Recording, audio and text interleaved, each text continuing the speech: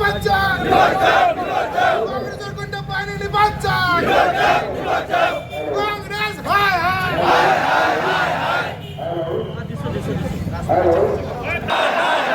কংগ্রেস হায় হায় কংগ্রেসের গুন্ডা গিরি না চলিব কংগ্রেসের গুন্ডা গিরি না চলিব কংগ্রেসের গুন্ডা গিরি না চলিব কংগ্রেসের গুন্ডা গিরি না চলিব কংগ্রেস হায় হায় কংগ্রেস হায় হায় কয়েকটা প্রতিবাদ সাব্যস্ত কৰি আছো। মই এই প্ৰতিবাদী কাৰ্যসূচীৰ পৰা কংগ্ৰেছৰ গুণ্ডা বাহিনী খকিয়াই দিব বিচাৰিছো। আগন্তুক দিনত কেৱল মাত্ৰ মুখ্যমন্ত্ৰী নহয়, ভাৰতীয় জনতা পাৰ্টিৰ কোনো এজন বুথৰ কৰ্মীৰ গাত যদি আপোনালোকে হাত দিয়ে তেনেহলে এই আন্দোলন কিন্তু আৰু এই প্ৰতিবাদ কিন্তু আৰু কঠোৰ কৰি আনিছো।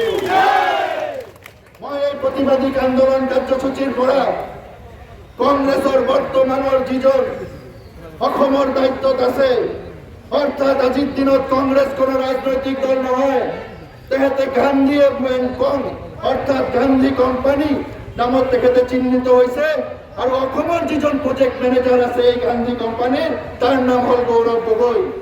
আমি সকলোৱে শুনা পাইছো যে গৌৰৱ গগৈ 15 দিন পাকিস্তানত থাকি আহিছিল আৰু গৌৰৱ গগৈ 15 দিন পাকিস্তানত থাকি অহাৰ পিছত অসমৰ বিভিন্ন অঞ্চলত সৰু সৰু কিছুমান উঠি অহা ল'ৰা প্ৰজন্মৰ হাতত গৌৰৱ গগৈ শিল উঠাই দিছে দলিয়াৰ কাৰণে।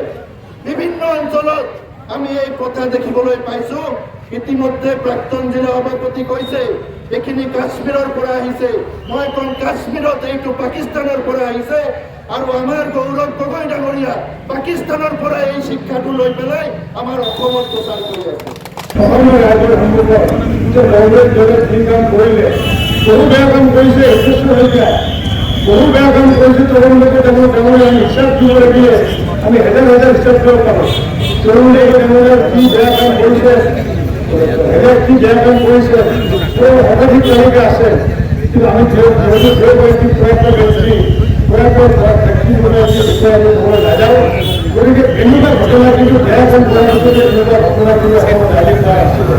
কিন্তু আমি সেই ক্ষেত্ৰত ক্ষমা খোজক আৰু অন্যথাই আগন্তুক দিনত আমাৰ দলৰ কাৰ্যকৰ্তা দল মত নিৰ্বিশেষে, জাতি ধৰ্ম নিৰ্বিশেষে আগন্তুক দিনত গৌৰৱ গগৈয়ে আমি এটা ভৌতিক প্ৰৱেশ বন্ধ কৰিম আৰু এই প্ৰৱেশ বন্ধ অকল ভাৰতীয় জনতা পাৰ্টীয়ে নহয় সমস্ত জনগণে কৰিব।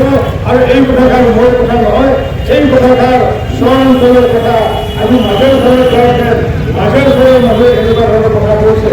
আজি কংগ্ৰেছীসকলে যি কাম কৰিলে তেনেকুৱা কাম কিন্তু আমি কিন্তু পূৰ্বতে অসমৰ জনসাধাৰণে কোনো কৰা নাছিলে। আজি ইয়াতে অসমত যদি পশ্চিমবংগ ৰাজ যদি চলাব খুজিছে, যে আজিৰ যি ঘটনা অন্যদিন ইয়াক আগুৱাই নিবগৈ, পৰৱৰ্তী সময়ত দুষ্কৃতিকাৰী হ'বগৈ, পৰৱৰ্তী সময়ত সন্ত্ৰাসবাদী কাৰ্য ৰূপ পাবগৈ। গতিকে আমি সেইকাৰণে কংগ্ৰেছ দলৰ সভাপতিক আমি আহ্বান জনাইছো যে যিহেতু কংগ্ৰেছ দলৰ সদস্য যিহেতু এই কাম কৰিছে, গতিকে অসমবাসী ৰাইজৰ ওচৰত ক্ষমা প্ৰাৰ্থনা খোজক। কাৰণ মাননীয় মুখ্যমন্ত্ৰী ডক্টৰ হিমন্ত বিশ্ব শৰ্মা ডাঙৰীয়া ভাৰতীয় জনতা পাৰ্টীয়ে মুখ্যমন্ত্ৰী পতা নাই, তেওঁক মুখ্যমন্ত্ৰী পাতিছে অসমৰ জনসাধাৰণে পাতিছে। আৰু এই জনসাধাৰণে পতাৰ পিছত তেওঁলোকে আচলতে শংকিত হৈছে। তেওঁ যিহেতু বিৰোধী দলৰ যিহেতু লোকসভাৰ দলপতি, মই তেওঁক আহ্বান জনাইছো যে তেওঁ অসমবাসীৰ ওচৰত ক্ষমা খোজক। অন্যথা যদি ক্ষমা যদি নোখোজে আগন্তুক দিনত তেওঁক ধুবুৰী জিলাত প্ৰৱেশ নিষিদ্ধ কৰাৰ ঘোষণা কৰা হৈছে।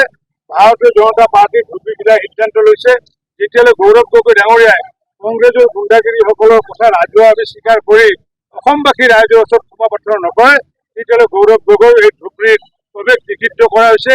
আৰু এই প্ৰৱেশ নিষিদ্ধ ভাৰতীয় জনতা পাৰ্টীয়ে নহয়, দল মত জাতি ধৰ্ম নিৰ্বিশেষে সকলোৱে গৰিহণা দিছে।